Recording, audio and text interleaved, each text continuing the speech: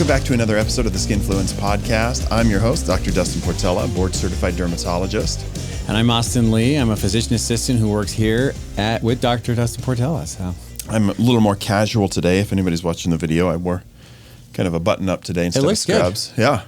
So I didn't feel like scrubs today. Yeah. Some days I get it. Yeah.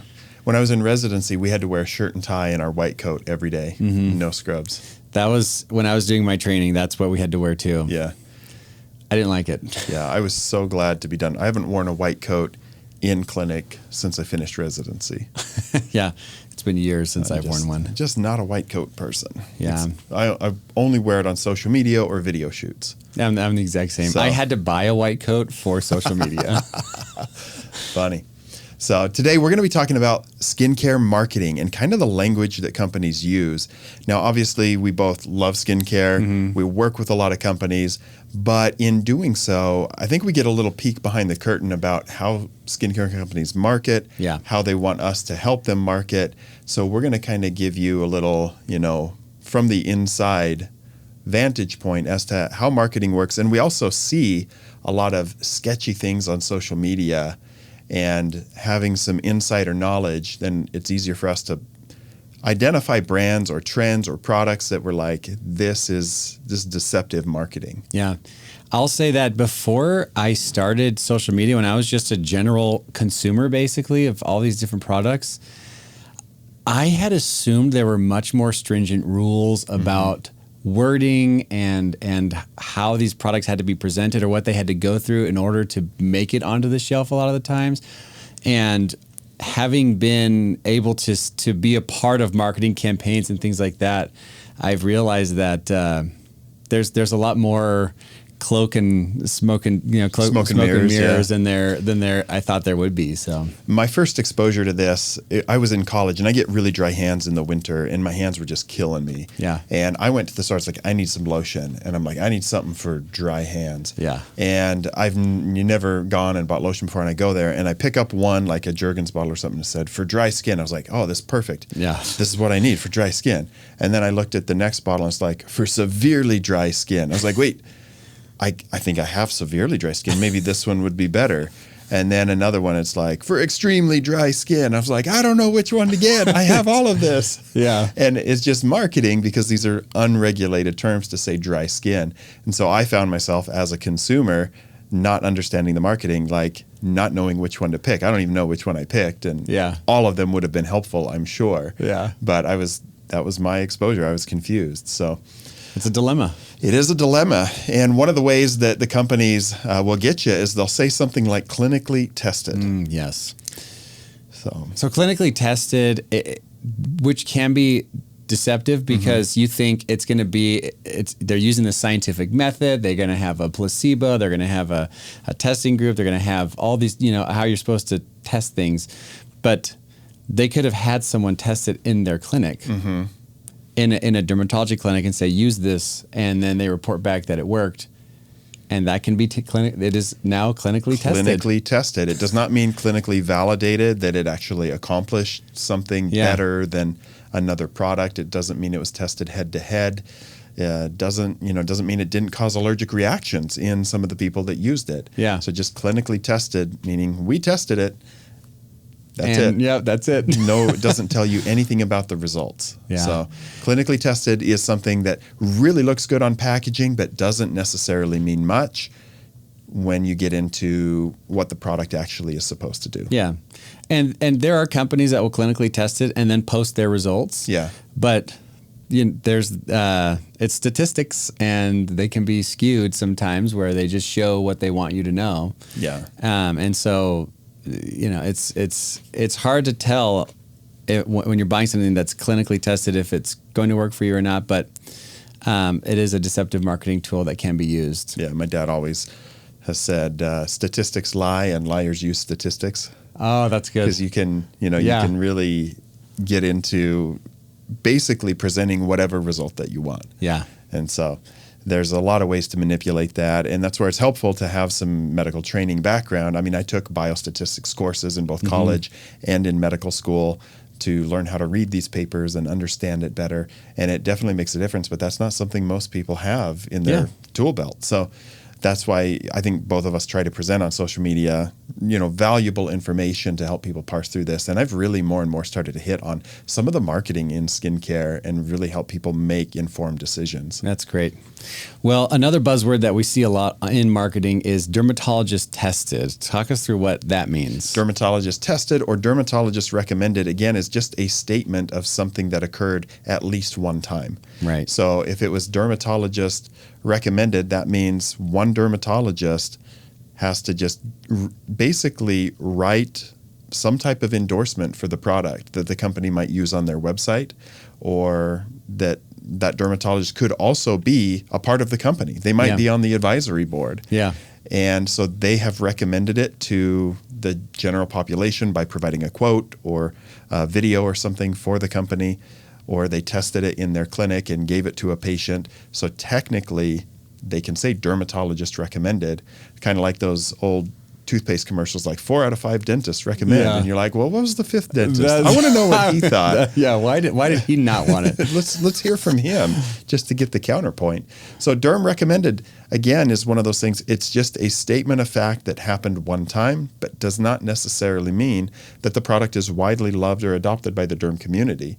I think nowadays most dermatologists would not be recommending St. Ives apricot scrub for their patients, but that was a derm recommended product when back it was in the day. launched, Yeah. So it doesn't necessarily mean much. Yeah, it's sad because they can stamp it on there and it feels really valid. Yeah. It really feels really valid. Another thing that gets stamped onto a lot of products is hypoallergenic. Right.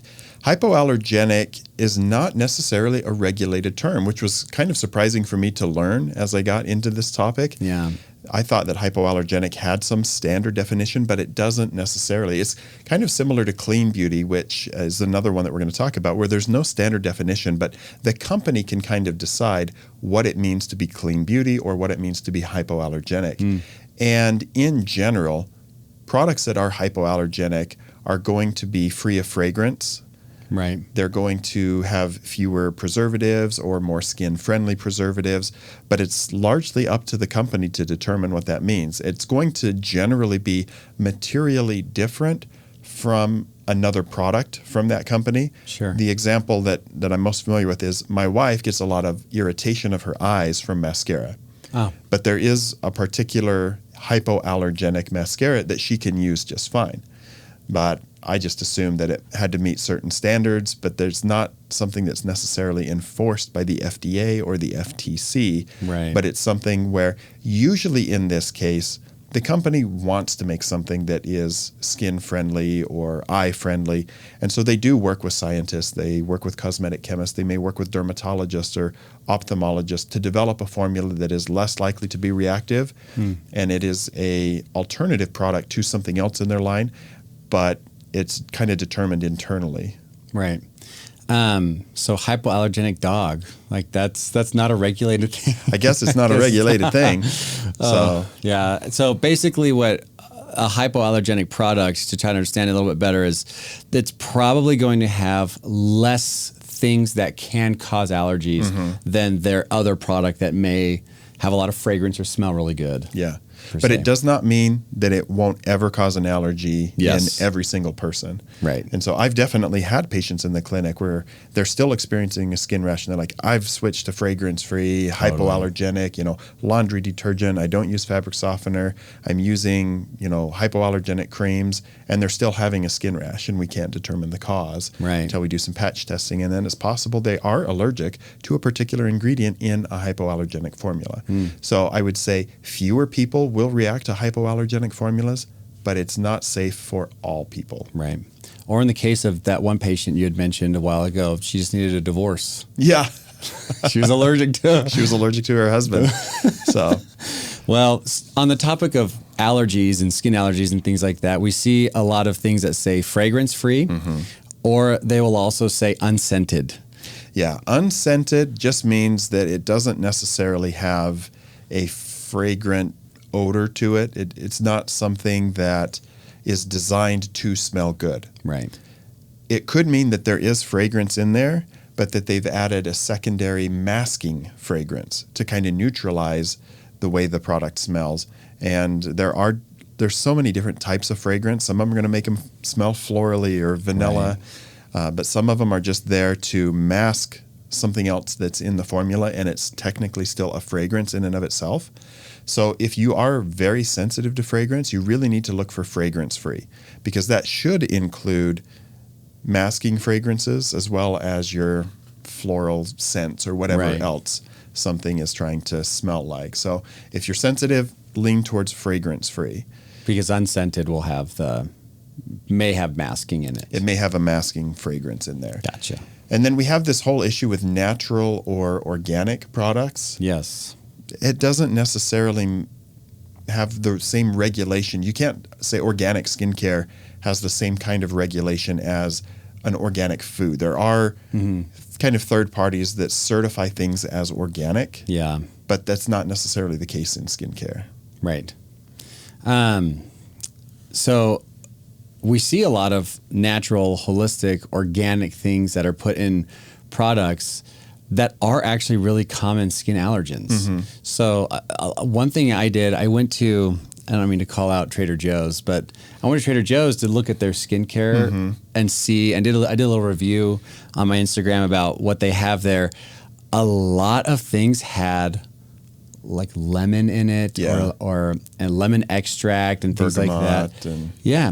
And these types of things, if you put something acidic on your skin, like a lemon, and then go out in the sun, it can hyperpigment the skin. It could do all sorts of different things. Yeah. It could cause irritations. And I was pretty surprised actually at the amount of things that they were natural, but could be very irritating to your skin. Right. It's kind of cliche at this point, but poison ivy is natural, right? Yes. So not everything that is natural is always going to be good for your skin. But in today's world, most consumers are becoming increasingly health conscious. And there's a huge problem with chemophobia. Consumers are afraid of chemicals. And so they want to look for these things that are natural or organic, but there's no guarantee that they're going to be safer for your skin. And our bodies evolved along the same time as a lot of these botanicals. Yeah. And so our immune system can recognize them and can react to them. And that's going to be a different problem versus something that's a chemical that, whether it's true or not, could disrupt the endocrine system. And so there's something just for consumers to be aware. Natural and organic are not strictly regulated and do not always mean safer. And certainly they don't mean better. Yeah. It always makes me chuckle a little bit sometimes when my patients are like, I don't want anything with chemicals in it. And I'm like, you are made up of chemicals. Right. We are chemicals. We are chemicals. So you can't avoid it. But, another buzzword that we see in dermatology a lot is non-comedogenic. Yeah. So products that say non-comedogenic versus comedogenic. Yeah. What does that mean? So essentially, a non-comedogenic product is supposed to be a product that will not clog up your pores, that will not increase the risk of acne. And I think today's cosmetic chemists, the companies that are making cosmetic products, I don't know anybody that's trying to make a comedogenic formula. I think everything is attempting to be non-comedogenic. But this is something that I think, just because of the experience of the industry, is not something that consumers really have to look out for a whole bunch. Yeah. Now, my understanding, and I should do a little more research on this, but I've just seen bits on Instagram, is that they used to test comedogenicity of properties on rabbit ears, that they would rub the product on a rabbit ear and kind of see if it caused any kind of reaction. Obviously, we frown on animal testing at this point. And so most products, if they say non-comedogenic, the product itself should not clog up your pores. However, plenty of people have had experience where they've used a product and their acne has gotten worse, and they think, oh, this product plugged up my pores. Even plain Vaseline is technically non-comedogenic. Right. However, if you don't wash off your makeup, dirt, sunscreen, and then you just layer on some Vaseline or Aquaphor because you're doing the slugging trend, you will experience clogged pores, but it's because you didn't clean your skin first. Right. So, right. Generally, when I send patients to the store, I don't make a big deal out of non-comedogenic because I'm just not that worried that they're going to pick up something that is comedogenic. Right. So. I can remember 8 to 10 years ago when I first started, it was something where we'd say, look for the stamp non-comedogenic, and now almost everything is non-comedogenic, especially if it's for the face. Right, exactly. Medical grade is a big one that we see on social media. Yes. Like, what does medical grade skincare mean? It means nothing. That's the funniest part, is it means nothing. Mm-hmm. That maybe someone in medicine recommended it, that it was used in a clinic at some point by a clinician for their patients, but it's one of those words like dermatologist recommended or tested, where medical grade just means I don't even know, to be honest. Yeah. I can't even give you a parameter of what they even expect that to mean. I would assume that it means it's better than what you can buy over the counter when they're selling it over the counter. Right. So Exactly. So medical grade, the way that I like to describe it, is typically something that's not available at a retailer in the community. You're not going to Right. find it at Sephora. You're not going to find it at Ulta or Target. You shouldn't generally be able to purchase it on Amazon. But originally, medical grade skincare was skincare that was available for purchase only through Like a derm dermatologists, plastic surgeons. And the problem with this is that they're all going to be more expensive. And we talked about on our Skincare Battles episode a couple times Yeah. ago, I love me some Skin Better. Oh yeah. And I it do is too. technically your medical grade, but it's still not a prescription product. Yeah. It still contains over-the-counter ingredients. Now, in some cases, these companies may have higher percentages of active ingredients. Mm-hmm. And when you put more active ingredient in a product, it's going to cost more to manufacture, and it's going to be charged more to the end consumer. So medical grade often means more expensive, sometimes means more active ingredient. Sometimes it means that these companies are doing a lot of R&D, and they're some of the first ones to come out with Sure. new ingredients that then, as they become cheaper a year or two down the road, they're getting into your drugstore skincare. But medical grade is still not a prescription product. Mm-hmm. It's generally available through physician offices, and it's not guaranteed that it's always going to be better for every person. Totally. Now, I'm going to step in some hot water here. Uh-oh. The biggest problem that I see with this medical grade, and I think it's gotten better, but especially in the early days of TikTok, is there were a lot of estheticians who have their own estheticians clinics, and they do good work. I'm not saying that estheticians are bad or that they don't provide great services, but a lot of these estheticians that were opening up their own clinics, they, as an esthetician, can purchase at wholesale prices medical grade, quote unquote, skincare. Mm-hmm. And so they can sell some of these lines. Now, some lines like Skin Better are only available to physician practices, plastic surgeons, dermatologists. An esthetician without a physician supervisor cannot carry Skin Better, for example. But there's a lot of brands that they can carry. And they were getting a lot of their education on skincare directly from the company that they were purchasing to bring Amazing. into their office. And it sounds great. They were essentially falling prey to the marketing of this own company that they were invested in. And then they were turning to TikTok and Instagram to talk about how you have to have medical grade skincare if you want good skin. Right. And they were just repeating the things that they had been told by the company, because the company wants to sell more product. Yeah. The esthetician wants to move the product through their office because they want to make money. I don't fault them for wanting to have a profit, but it was essentially they were acting as a middleman for these companies, and they were saying information that was not accurate on social media, that medical grade is better. They were making fun of people. I've seen plenty of videos making fun of people who were just buying drugstore skincare. Gotcha. So medical grade, just be careful with it. I do love me some medical grade skincare, but it's still an over-the-counter product that just has restrictions on who and where you can purchase it. Right. That kind of gets us through a lot of the buzzwords on marketing. I'm sure there's plenty more, but let's transition into a little Did You Know? All right. Well, I have an interesting one. Mm-hmm. So, products that are over the counter that have claims that they do something do not have to go through FDA regulations and prove that they do the thing that they claim to do. Right. Yeah, it is a tricky thing where people feel like it's on the shelves, it must be FDA approved. But the FDA is largely concerned with drugs. Yep. Now, there are drugs you can get over the counter, aspirin, Tylenol, Yep. benzoyl peroxide for your acne, salicylic acid, and they will have a drug label on the bottle, and they have to be, those ingredients are FDA approved. Right. But most of your cosmetics, your creams and lotions that and treat serums, acne and if they claim to be an acne treatment, they're making a drug claim. And so you'll find some things that say reduce dark spots, because dark spots is not necessarily a regulated term, right, but hyperpigmentation is.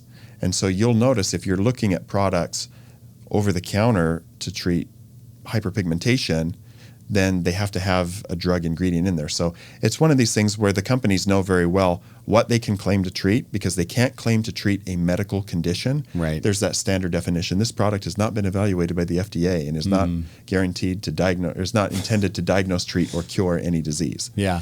And so, and you'll see that on homeopathic remedies and all of these things. So drug claims are different than cosmetic claims. A lot of the cosmetics more so will fall under the regulatory responsibility of the Federal Trade Commission, the FTC. So if a company is making claims that are not warranted for their product, but they're not encroaching on drug claims, the FTC is where you can get involved. Interesting, yeah. So the Did You Know That I Have is not necessarily Did You Know, but there was a book that I think is fascinating and more people should read it, and it's called Trust Me, I'm Lying. I haven't heard of this. Trust Me, I'm Lying is by Ryan Holiday, and he is most well known for writing books about the Stoics. Okay, yeah. And so if you're into Stoic philosophy, he's written a lot of these books. But one of his earlier books was called Trust Me, I'm Lying, and it was about his time working in marketing and the way that companies can get viral marketing campaigns off the ground using grassroots ways on blogs. And it's a little more applicable to the earlier days before social media, when a lot of blogs were very popular, and how they could plant stories in different blogs, and then all of a sudden it could turn into a national news story. And if they wanted ABC to report on something, they could pay 2 or 3 big bloggers to talk about this thing, and then they'd get a lot of views and hits, and people get talking about it on Facebook, and then a big national news story would pick it up, and they would get millions of dollars of free advertising on whatever it was that they planned this little story in. So it's an interesting book if you want to understand more nuance about marketing. And I just wanted to share that book, and we'll have to include a link to it in the podcast show notes. But Trust Me, I'm Lying, which is a great title. Great title. So everybody should read that book.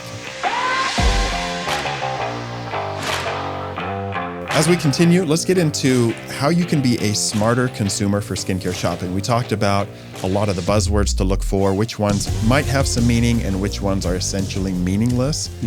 But if you have a specific skin concern, then you can be in the drugstore aisle and you see dry hands, extremely dry hands, very dry hands. How do you know what's actually going to be good? And it kind of starts with reading the label. Yeah.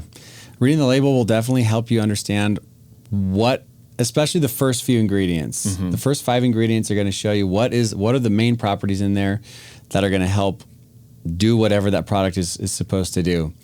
Now, very often, even now, sometimes I'll look at a label and go, I'm not familiar with that. And we have ChatGPT available to us. So you can ChatGPT the ingredients list and say, this is claiming to do this. Will it do that? And I have done that a few times with products lately just to see what Chat would say. And it does give you a good breakdown of these lists of products. They're in there as a preservative. This many products is supposed to be in there to do this type of thing. And then you can ask it even further and say, with where it's labeled from top to bottom, should it do what it's purported to do? And it'll give you an answer. It'll give you the answer. I think that can be very helpful. It's also important to know that when you read the ingredients on the label, that does not tell you exactly what percentage the ingredients is present at, because these companies have proprietary formulations. And so they don't have to disclose the percentage. Now, some of them do. If you buy a benzoyl peroxide, it'll say 5% benzoyl peroxide, and then you know exactly where that's at. However, many of those things are not going to be disclosed because they're trade secrets and they don't want to disclose their exact formula. And so when you go and you look at a CeraVe moisturizer on the drugstore aisle and you pick up the generic thing that says compare to CeraVe moisturizer, you can flip them over and you can read that the ingredients are in some cases identical from the top line to the bottom line. However, CeraVe did market research and they provided this information to me a year or two ago when I was working on a campaign with them. And even though the ingredient lists are exactly the same, CeraVe has 8 times more ceramides in their moisturizer versus the Equate brand, for example. Yeah. Doesn't mean Equate brand is bad, and if that's what you can afford, go for it. But just know they're not always identical, even if the ingredient lists are the same. Sure. And I've seen people on social media go to the store and do those kinds of videos where like, it's the same, save $9 on this one. Doesn't mean it's the same. The ingredient percentages can be different. Sure. So the other thing that we have to talk about is things like the Environmental Working Group or the Yucca app.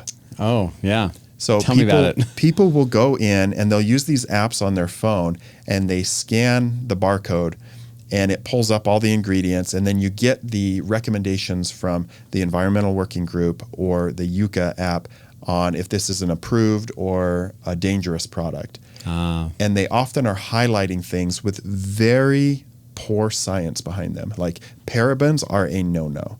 And we know in dermatology, parabens have been deemed safe for decades. They're not causing endocrine disruption. The thing that you need to understand about the Environmental Working Group is that brands can pay for the Environmental Working Group seal of approval.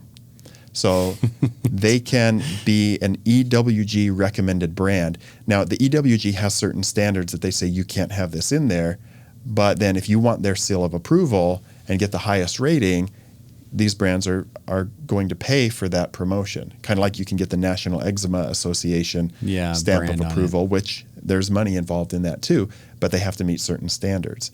Right. Just know that the EWG and the Yucca app and things similar to that, by and large, do not follow the science that we know in the field of dermatology or cosmetic chemistry. So you're subjecting yourself to somebody else's agenda for what they think is good skincare, what they think is safe for you. Or what they're getting paid to say is safe for you. Yes, it doesn't always stack up to what is actually true in skincare. And I want to be careful not to get us in trouble that the Environmental Working Group rates many products that they have no financial relationship with. They do not get paid to put these things, but there's things going on where they're saying certain ingredients are bad, and if you look at the science, it just doesn't work out. Interesting. They're anti-chemical sunscreen, and we know that there's a couple of studies that showed endocrine disruption in rats who were exposed to oxybenzone. The only way that you could get that level of exposure that actually maybe hurt the rats is if you covered yourself head to toe in sunscreen every single day for 37 years straight. Nobody's ever going to have that much exposure. And so they're basing a recommendation that you should never use oxybenzone on that one study that is not applicable to humans. So very interesting. I wish they could be more reliable, but there's an agenda around almost every corner. And as a consumer, you just need to be aware of that. It's interesting. Well, it's always good to get a heads up about things like that. On the topic of reading labels, so when you're looking at a label, you'll see ingredients, you'll see the active ingredients, and then you'll see inactive ingredients. What's the difference between those? So when a company is making a product where they're promising some change to your skin, and this is often going to be where you're getting into drug claims or disease claims, like acne treatment. If it says acne treatment on there, you will see a difference on the back. They'll have active ingredients, and it'll list benzoyl peroxide 5%, salicylic acid 2%, and then it will separately list inactive ingredients. And this is essentially what we call the vehicle. Yep. The vehicle is basically the thing that carries it to your skin. And we see this in a lot of prescription skincare where we have an active ingredient, and in the clinical trials, the active product is compared against vehicle instead of compared against placebo. So if I have a new prescription that treats hand eczema, I will look at the data and it will be the prescription versus the vehicle, which is often like a moisturizer, essentially. Yeah. And we would expect that the moisturizer will help your hands to get better. Totally. But we want to know how much better is this product when you put in the active ingredient versus everything else that's in the formula, which might be very similar to a moisturizer. And this was one of the things that the manufacturer for Soolantra really hit on when that launched. Soolantra is a topical ivermectin, and it was made for rosacea. Right. It was developed by Galderma, and they essentially were telling us this is basically in the Cetaphil moisturizing cream. Yeah. That the vehicle was essentially Cetaphil. Yeah. And so we would expect if somebody with rosacea just started using Cetaphil and repaired their moisture barrier, they would get some benefit. Yeah. And then they showed that the active ingredient of 1% ivermectin improved the outcomes by a statistically significant degree. And so active versus inactive ingredient is largely going to deal with a drug claim, whether it's a prescription or an over-the-counter. Right. So, one of the things, I just did a whole YouTube video on this about influencers and how they can shape our perception of skincare. Yes. What'd you say in the video? So What are I some of the was topics? really harping on influencer marketing and TikTok Shop, Yeah. because TikTok Shop and affiliate marketing, somebody can get on and talk about a product. They can show you their skin before and after, and then they have a link on the video, and if you purchase it, they get some revenue. They're not employees of the company, though. There are certain standards they're supposed to follow, but it's hard to track when you may have thousands of people posting about something. Is everybody following the standards? What if somebody's using a filter? What if somebody's making a claim that's a little above and beyond? And a couple products I've seen this with is the Dr. Malaxin peel shot. I was seeing these videos all the time, and people were like, it's pulling all this stuff out of the pores. You look at the ingredients, and it's just the product that congeals on the skin. Yeah. I've seen it with this Nature's Zempic. These people were marketing this yerba mate tea and saying it was Nature's Zempic. Well, it doesn't say that on the bag. It was just a buzzword. Some influencers said, oh, if we say this, we're going to make more sales. Yeah. And trying to make you think that if you drink this tea, it's going to be just like taking Ozempic if you want to lose weight. Right. And so influencers, especially affiliate marketers who are not directly being contracted by the company, sometimes will make claims that are a little bit wild. Yeah. And they'll change the way you think about something, and they'll get you to buy it. I think it's worse than late night infomercials. Oh, late night infomercials were crazy. But it's very true. A lot of these people, it's like Uber doesn't own any cars type situation, so they don't have to worry about the cars people are driving too much. And on TikTok Shop, a lot of times they'll just send people products saying, hey, make a video, we'll send it to you. Yeah. But they don't give you parameters to say very often. I've worked with companies where they give you a brief, they give you things to say, and the things that they're asking you to say are wild claims, and you have to stand up and say, I can't say that. Like this isn't true, and I care about the people who are listening to me, so I can't say that. But unfortunately, we live in a day and age where people will say pretty much anything to make a few bucks or get a free product. Right. Yeah, if they make $30,000 in sales, which some influencers are doing in a day, if they have a video that goes viral, they might be getting $3,000. They might be getting, a 10% commission on that, and they can be making significant money. And at the end of the day, everybody's got their money, and if there's rarely any consequences.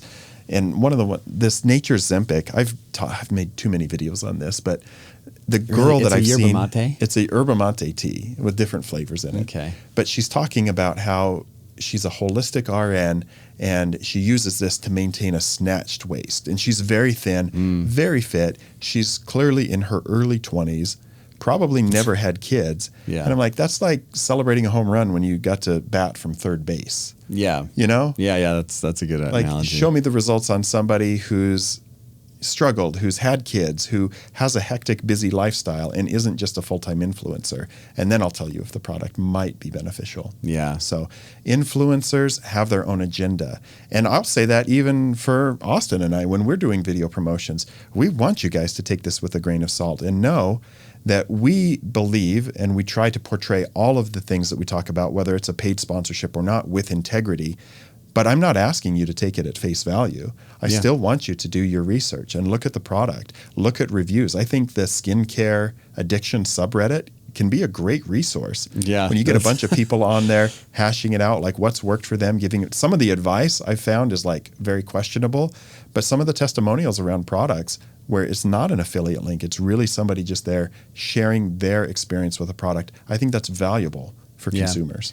And people need to understand that when influencers are discussing products, it's the things that we talk about aren't for everybody, and everybody's skin is different. So you have to take into account, if we're talking about something that is for acne-prone skin and you don't have acne-prone skin, maybe find something that's a little more gentle and not as aggressive. Or I certainly don't want everybody to buy every product that I've ever talked about because they're not for everybody. Right. So we try to help you find a remedy for a particular problem that you have. And if you don't have that problem, you don't need the product. Yeah. But ads, I mean, it's these companies, TikTok, influencers, they understand how to sell products. Yeah. And I can't tell you how many times like people come in asking for a specific product and I go, I honestly can't recommend that. And even certain influencers, like the really big ones, like even the Kim Kardashian, stuff like that, people come in and they say, you know, for cosmetic reasons, they say, how can I have skin like this? And it's like, that's probably filtered. Like that picture's probably airbrushed, you know, and you're like, they got you. That's why people are shocked, and it always goes viral. And you're like, we caught these 10 celebrities without makeup. Yeah. And you're like, whoa, that doesn't even look like the same person. Yeah. Well, most of the photos that you see of them that you idolize are heavy in makeup, or they're airbrushed, photoshopped, filters, all of these things. And it gets back to the whole thing of these unrealistic expectations and the stress that social media puts on us. Yeah. So I will say I've started using a different editing tool recently, and the default, so when I'm filming myself, the default has a filter on. Oh. I had to turn it off. I was like, why? My skin looks way better than, and I realized there's a filter on that is the default. That is weird. It's wild. Yeah. And I was like, I deleted it. I was like, I don't like that. But well, another big marketing thing that some people use is, and I fall for this too, I will see the price of something and I'll see 3 versions of it and the price goes up because one is a little bit better. And I'll definitely fall into the trap of, I'm going to buy the most expensive one because that must be the best. Yeah. But price doesn't always mean performance. Right. Right. And skincare companies will mark something up just to make it look like they can mark it down.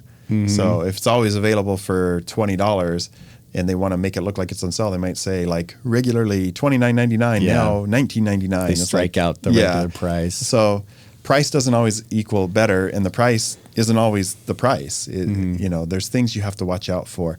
And I'm definitely the kind of person, especially when it comes to electronics, that I'm like, well, this one's this much, but this one's more expensive. It must be better. And I always buy the more expensive one. I fall for that for electronics too. I'm the same way. So, I mean, at the end of the day, I'm still a consumer of many things. And even though in many cases I know better, I fall for it. Yeah. So it's human nature. But I get a lot of patients who come in the office, and when they ask for my recommendation for things, I found that I will often give a over-the-counter kind of budget-friendly recommendation, like a CeraVe, and then a little bit higher end, like a bougie version, because I can't tell you how many times where when I'll just give the budget-friendly version of what I think is good, which is still a good product, and they say, oh, no, I need something that's higher end. And I'm like, okay, well, then here's this product. But I'm surprised at how often they do that. So now my default is, here's your drugstore, here's the high end. You can pick which one you want now. I also like doing that because if I just tell them the cheap option that is a great product, and they go to the store wanting something higher end, they're going to pick something that I don't know or I may not approve of for their skin condition. So I do like to give options of this and this. And if they end up choosing the more expensive one, it's still a product that I know is going to help with whatever's going on with their skin. Yeah. So I think that's good. Now, if you're worried about skin sensitivity, one of the things you can do is patch test yourself. Yeah. How would you go about patch testing yourself? So this is something we call the poor man's patch test in dermatology. And it's not foolproof. I don't want people to walk away thinking that this is always going to be foolproof. But if you're wanting to use a new product and you have very sensitive skin, you can take a little bit of that product and for 5 days, put it on the inside of your elbow. Just a thin layer, the same amount that would cover that much area on your face. And you're kind of waiting to see if you get a reaction there. Yeah. So that's one way to know if a product's going to work for you. I don't always find that this is the most practical because you still have to buy the product. Yeah. You've spent the money on it. You spent the money. It's not like you can just get a sample size of everything you want at Ulta and then start applying it to your skin. So, however, if you started a bunch of new products and you started getting a reaction and you stop, you can then once at a time, put those products on 5 days with this product, 5 days with the next product, and see which one you might react to so that you can kind of understand which one you need to pull out of your routine, which I think is more practical, is like finding what you need to pull out of your routine. But if you're going to buy a product, you're just going to want to use it. Yeah. So I've recommended many times to patients who just have sensitive skin and react to things when they're trying something new, just test like a little area and then see if that for a few days and see if that helps. But and then there is in practice patch testing. Right. So, and we've talked about this on the podcast before, but you can go to an allergist. Typically, some dermatology offices do it where you go in and they stick 33 patches. Usually it's called the True Test, 36 different chemical combinations on your back, and you on Monday, and then you come back on Wednesday. They take them off, and then you check it again on Friday and see what you're allergic to, and then they can kind of guide you through what things to avoid and things like that. Which is not a bad idea if you tend towards allergies, tend towards really a lot of skin sensitivities. Yeah. And it's always a little bit frustrating though when they come back with no allergies and they're like, but I react to things. You're like, yeah. Right. Yeah. So, well, at the end of the day, we really just want you as listeners or viewers to be empowered and understand the marketing in a better way so that you're not overspending on products that aren't going to work for you, things that you don't need, or that if you do have skin problems, you're able to more quickly find the best solution for your skin. Yeah. And very often, if you are following a dermatology skin influencer that you trust, they've probably done videos on the products that you're looking at, and if you feel like they've been honest with their reviews and they're not just saying yes to everything, then you can kind of go look for their thoughts and reviews on the product, because I know at this point you've probably done hundreds and hundreds of different so many reviews. different products. And I would say compare what I've said to what other dermatologists have said online and see if it's a pretty unanimous consensus or if there's a lot of division on something, and then maybe stay away from it. But so before we wrap up, the product of the week this week is going to be me. Oh, so okay. I have recently launched a telehealth partnership with an app called Future Clinic. So if you want me to be your dermatologist, where I can actually answer your medical questions, your skincare questions, you can check the link on the podcast show notes or in the YouTube video description and sign up at Future Clinic. It is a telehealth platform. Currently, I'm available to do telehealth consultations if you reside in Idaho or New York. Utah will be the next state available, and from there we'll start expanding to additional states over time. But this will allow me to answer your questions, send in prescriptions, review photographs, which are all things that I can't do when you send me a message on Instagram or TikTok asking me to look at something. So I'm excited to be able to offer this. The app Future Clinic is very innovative. It uses AI to help me with the intake, but every case is reviewed by me. It's not AI making the decision at the end of the day. It just helps to organize all the information that you provide. And then I'm the one that sends the prescriptions. And at the end of every visit, patients will either get a voice note or a video note from me. So it's really me and not AI doing the whole consultation. You get unlimited visits starting at $50 a month. Price may have to go up in the future, but we're starting at $50 a month for unlimited visits. You can message me every day if you need to. Hopefully you won't need to, because we get the remedy correct from the beginning. But I'm excited to be offering telehealth solutions to more people. That's amazing. So, We appreciate you guys tuning into this episode of the Skinfluence podcast, and hopefully we've empowered you to be more savvy skincare shoppers. We would love it if you leave us a 5-star review wherever you listen to podcasts and share the episode with a friend. We're really trying to grow the podcast in 2026, so we appreciate your support in that endeavor. You can find me on all social media platforms at Dr. Dustin Portela. And you can find me on most social media platforms at Austin Lee PAC. We'll catch you next time.